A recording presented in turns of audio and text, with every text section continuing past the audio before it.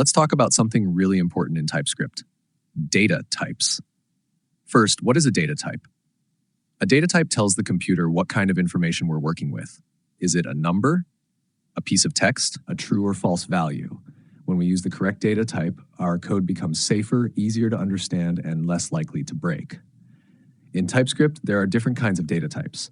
The two main categories are primitive types and object types. Today, we'll focus on primitive types, which are the most basic kinds. Number. The number type is used for all kinds of numbers, whole numbers and decimal numbers. Let age, number equals 12.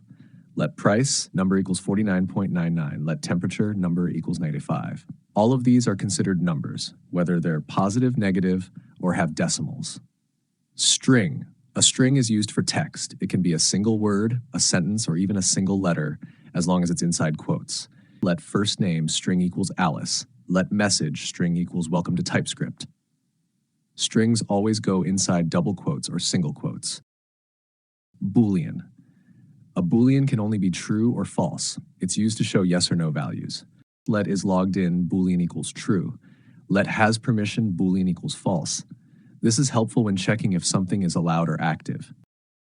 Null. Null means there's no value on purpose. You're saying, I want this to be empty.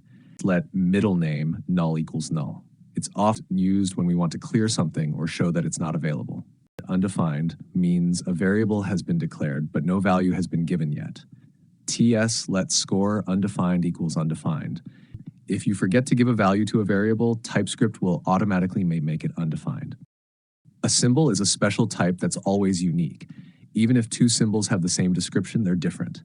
TS let ID equals symbol, user ID. Symbols are often used when working with objects to create hidden or unique keys.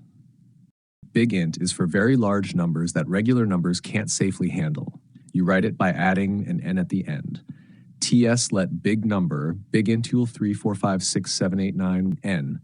It's useful when dealing with really large values, like in finance or scientific calculations. These are called primitive types because they're simple, single values. They form the foundation of most programs.